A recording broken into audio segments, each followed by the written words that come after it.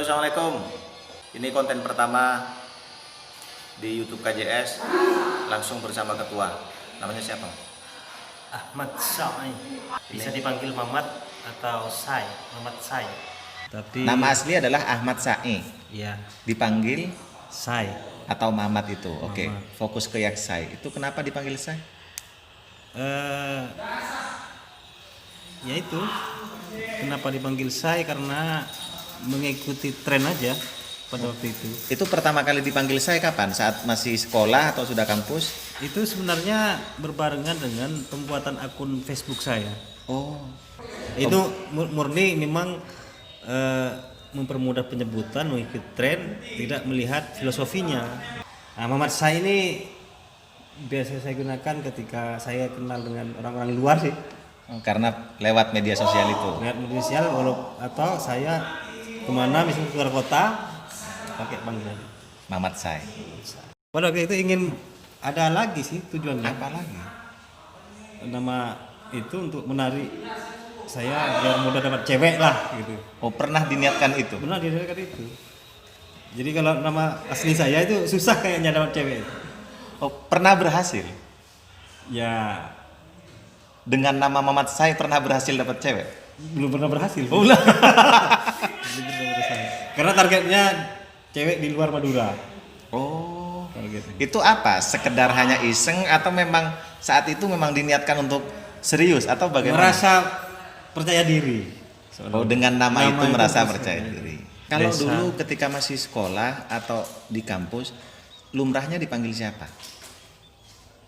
Ini yang lucu sebenarnya kalau dulu saya itu justru dipanggil Sengker gitu. Itu oke, itu sejak kapan dipanggil? Dipanggil Sengker itu. Itu sebenarnya teman saya yang memberikan julukan Sengker itu gara-gara saya kalau naik motor itu posisinya nggak lurus, agak miring gitu kan. Jadi kata orang Madura itu Sengker gitu kan. Jadi kemudian ya itulah menjadi julukan saya. Hanya karena naik sepeda motor. Jadi sebagian teman saya di Sumeneb ketika menyebut saya punya taman Sengker gitu kan. Itu pasti teman saya itu. Itu Masih- yang Sengker itu sudah masih kuliah. Berarti pernah dipanggil Mamat, Betul. pernah dipanggil Sai, Nah, Sengker Sengker, itu aja. 3 nama. Oke. Nama yang mana yang merasa paling nyaman dipanggil? Nama asli sih. Nama asli. Ada yang masih nyebut nama asli. Ada tapi belakangnya lebih banyak. Maksudnya gimana? Sai gitu. Oh, Sae gitu. Ahmad itu bisa dibilang Mat gitu. Ada yang banyak Mat, ada Sai, tapi yang lebih banyak itu Sai-nya. Sejak kapan ikut organisasi? Organisasi saya sebenarnya mulai dari pondok. Dipercaya jadi ketua tahun 2004 kalau nggak salah. Itu kelas berapa? Semester Oh, sudah 2. kuliah. Semester 2. Semester 2. Apa tanggung jawab yang dirasa berat ketika itu pertama kali sebagai ketua organisasi? Banyak sebenarnya karena yang namanya organisasi pesantren itu pertama menjaga alma mater. Kemudian mengaplikasikan keilmuan keagamaan. Jadi keilmuan yang dipelajari itu coba diaktualisasikan di organisasi itu, baik melalui pidato atau melalui kegiatan baca kitab apa misalkan itu. Terus puncaknya ini biasanya tiap tahun diaplikasikan di halayak publik di masyarakat, yaitu mengadakan pengajian umum gitu. Itu jadi kita bekerja sama dengan masyarakat untuk mengadakan pengajian itu. Itu puncaknya. Suka dukanya pertama kali jadi ketua apa? Kalau saya berpikir pada saat ini itu sebenarnya sama sih, persoalan menjalankan organisasi, menggerakkan organisasi dari sekian banyak orang, ya hanya segelintir orang sebenarnya yang bekerja begitu. Ada yang begitu. Ya memang begitu faktanya. Kesimpulannya menurut saya ini ada di top leader. Nggak jalannya organisasi memang harus top leader yang mempunyai semangat yang tinggi untuk punya niatan menjalankan organisasi. Kuncinya di situ. Jadi kalau top leadernya sudah lemah, sudah tidak semangat, ya organisasi itu kan berjalan di tempat. Oke. Pertama kali jadi ketua organisasi daerah di pesantren. Setelah itu organisasi apa? Setelah itu saya masuk di kampus, kemudian ikut organisasi setelah kampus Pergerakan Mahasiswa Islam Indonesia PMBI. Ketika itu jabatan tertinggi sebagai apa? Saya mulai dari komisariat sih, komisariat Oke. sampai ke cabang. Oke, di komisariat jadi apa? Enggak, dari anggota. Oh, jadi anggota ada pengurus juga, tapi di bagian biro. Jadi saya Biro di apa ketika itu? kaderisasi kalau nggak salah. Kaderisasi. Di cabang juga sama. Jadi saya di PMBI ini nggak pernah di strategis. Posisinya nggak pernah di strategis. Karena memang saya tidak punya potensi manuver politik gitu kan ya. Karena ketika sudah tingkatan mahasiswa ini sudah nuansanya sudah beda. Dan organisasi yang saya ada di pondok kemudian dengan yang ini beda gerakan lah. Ini lebih pada gerakan sosial, kultur, kemudian semacamnya lah, gerakan perkembangan. Lebih pada, kalau di pesantren kan memang fokus di keagamaan kan. Oke teman-teman, frame-nya kita rubah agak lebih dekat karena terlalu jauh tapi tidak akan mengurangi cerita. Kita akan lanjut.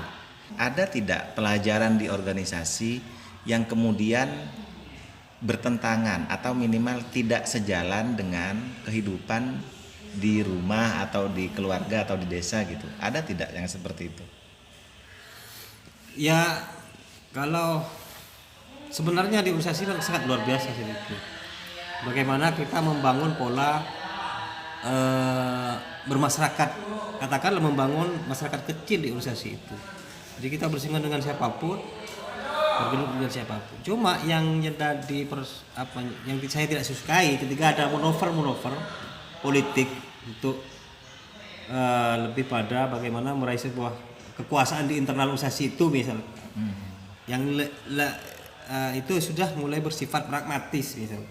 Setelah tidak berorganisasi dan harus menghadapi kenyataan gitu, bahwa memang harus segera punya kerja, harus punya apa, pernah kelimpungan soal itu nggak sih? Itulah manfaatnya kita berorganisasi. Secara mental kita sudah terbangun. Jadi saya setelah kuliah pada waktu itu kemudian saya pernah terbelit kasus lah, dalam kata kutip kasus lah yang sebenarnya Kasus mungkin. apa itu? Jadi pada waktu itu saya mahasiswa tetapi saya tersandung kasus korupsi. Oh gitu terus. Nah, tersandung kasus korupsi dan mungkin semua orang tidak percaya itu. Karena memang keluarga saya sih juga tidak tahu saya terbelit kasus itu gitu. Karena itu mungkin manuver oleh kawan politik yang lain sehingga jadi korban gitu. Ya, betul. Nah, pada waktu itu katakan down lah kita. Tetapi karena kita ditolong ditempa di organisasi itu sehingga kita sudah kuat gitu. Walaupun diterpa bagaimana, sudahlah. Yang namanya ocehan, komentar macam-macam sampai saya di garis merah, dianggap kader yang di garis merah lah, dicap. Sendirian atau ada teman-teman yang lain? Ada sih teman-teman juga. Oh jadi semacam tidak hanya satu tapi kelompok gitu. Sudahlah saya pulang ke rumah, bermasyarakat, bertani, mesin tembakau, mesin jagung, ya, cangkul biasa. Justru yang yang merasa iba atau merasa orang tua saya, dia justru yang sedih ketika melihat saya Pulang. menjadi seorang petani, walaupun saya sudah kuliah dan sudah jadi aktivis, tapi pulang ke rumah tetap menjadi orang petani. Sehingga orang tua saya bilang, "Cong, mak pun pada mau sonak anak kita sekolah, apa berdatan nih, Cong?" Ya tidak lah. Sering bahasa Maduranya ya, bersekolah mencari ilmu itu bukan tujuan untuk menjadi jabatan, untuk menjadi yang minimal untuk diri saya pribadi. Berarti setelah lepas dari kuliah dan organisasi, perasaan pernah kelimpungan untuk mencari kerja itu ada? Ada sih. Ada. Berapa tahun jeda antara istilahnya keluar dari kampus kemudian sampai menemukan aktivitas yang dianggap wah ini pekerjaan nih. Ada berapa tahun kira-kira? Saya sekitar 1 tahun sih. 1 tahun. Saya habis aktivitas itu bercocok tanam. ngajar MI, bertani, kemudian ya bermasyarakat lah biasa. Bahkan sering saya jadi kuli kalau musim tembakau kayak gini, metik tembakau, menggulung tembakau, terus dirajam gitu. Iya, rajangannya diletakkan di ini. Oke. Di bambu itu. Seperti itu ya. Ini agak lucu nih pertanyaannya. Pertama kali jatuh cinta? Pertama kali jatuh cinta saya justru pada waktu itu KKN. KKN? Kuliah kerja nyata. Dari MI, SMP atau MTS atau MA belum pernah dekat? Belum pernah pacaran saya. Apa kok jadi takut atau bagaimana perasaannya? Dulu saya tidak pede sih. Apa ya? Sama perempuan itu kata orang Madura atau loser atau malu lah. Kok saya mau jadi minder sendiri saya. Sampai MA. Sampai MA. Bahkan saya punya keyakinan kalau saya nikah itu bukan karena cinta, tetapi karena saya harus Menikah. melalui pihak ketiga. Katakan dijodohkan lah. Saya punya keyakinan seperti itu. Jadi saya tidak susah-susahan karena potensi saya untuk komunikasi dengan perempuan ini tidak punya. Makanya saya berkesimpulan dan berkeyakinan, dan saya tidak begitu memikirkan itu karena solusi saya harus pihak ketiga. Itu dari saking mindernya. Saking minder. Bahkan itu sudah dipraktekkan saya. Berapa kali saya menggunakan orang itu. Pernah saya sampai ke Gulu-Gulu, sepupunya ditawarkan ke saya. Nanti saya diajak Gulu dikenalkan. Ikut saya. Ikut ke saya, belum Itu nyampe setelah ketemu. kuliah. Setelah kuliah itu. Oke, terus. Sampai ketemu saya sampai di Gulu-Gulu lah, tidak sempat ketemu. Dia yang komunikasi masuk ke dalam, ada orangnya. Ya mungkin bicara lah, ngomong. Akhirnya belum sempat keluar, dia mewakili dari apa yang disampaikan yang perempuan itu bilang, mohon maaf masih mau melanjutkan pendidikan. Oh udahlah, paham ya, nggak mau lah sudah. Upaya seperti itu berapa kali dilakukan? Berapa kali saya? Bahkan saya 3 kali ya, 4 kali ya. Iya, sekitar 4 kali. KKN kemudian jatuh cinta ke siapa? Sama-sama mahasiswa juga, Putri. KKN juga. Oh, itu cinta Itu- sendirian atau sampai ada balasan? Itu yang lucu sih. Gimana cerita? KKN itu saya tidak punya HP. Tetapi saya dijadikan ketua posko sama teman-teman. Jadi putra dan putri itu di satu tapi tempatnya beda. Maksudnya ya tempat anunya beda. Cuma desanya satu desa lah. Cuma anunya beda. Tetapi ketika rapat kita kumpul. Nah, pada itu saya oleh teman-teman. Jadi ketua. Berhubung saya tidak punya HP, sekretaris saya yang punya HP. Jadi saya mau SMS, pacar saya pinjam HP-nya, dinamai saya. Kalau SMS gitu ya, nanti saya tanya sama sekretaris, ada balasan? Itu lucu itu. Saya kan punya HP, itu 2000 berapa ya? 2007. Oke. Dari 2007 saya tidak punya HP masih. Kamu kemudian merasa bahwa jatuh cintanya dibalas atau tidak? Dibalas. Awalnya memang sebenarnya yang menarik perhatian saya itu dia katanya pertama kali. Dia pertama kali. Awalnya saya tidak peduli sih, tidak ini. Ternyata teman-temannya itu sering ngejelokin. Ketika ada saya berpikir apakah memang benar dia punya perasaan sama saya. Kamu tanya langsung atau bagaimana? Langsung saya pas. Bilangnya gimana? Beranikan diri. Enggak langsung nembak. Biasa komunikasi terus inten. Ya akhirnya saya memberanikan diri. Tanya gimana? Ya ternyata dia juga sama. Bilang gimana? Kamu bilang gimana? Ya biasalah kayak cowok nggak cewek itu. Nah, gimana? Bahwa saya senang sama kamu, jadi saya ketika ngeliat kamu saya sudah suka sih. Jadi orangnya yang diam, yang kalem, jadi itu yang kemudian ya, jadi ya sudah diutarakan itu. Dia balasnya? Dia balasnya juga sama, cuma anunya sama, dia dijodohkan sama saya, sama dijodohkan juga dia Dengan orang lain. dengan orang lain. Itu setelah berapa tahun? Enggak, saya cuma ini juga saya ini pokoknya ini lucu ya. Habis KKN, Mm-mm. saya sudah punya nomornya dia kan. Saya berbahaya untuk cari punya HP Samsung itu kecil. Sudah komunikasi habis KKN 1 bulan ya. Tiba-tiba tanpa ada angin, tanpa ada apa, nomornya nggak bisa ditelepon, nggak aktif.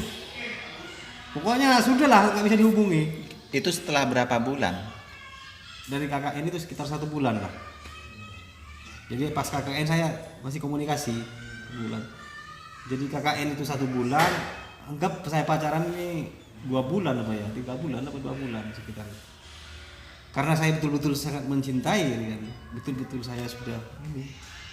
Ketika sudah tidak bisa dihubungi, saya 3 hari ini tidak keluar kamar. Saya nangis tiap hari. 3 hari ini. Bener nangis saya. Karena tidak ada komunikasi lagi. Betul, tidak ada. Terakhir dengar kabar bagaimana dia?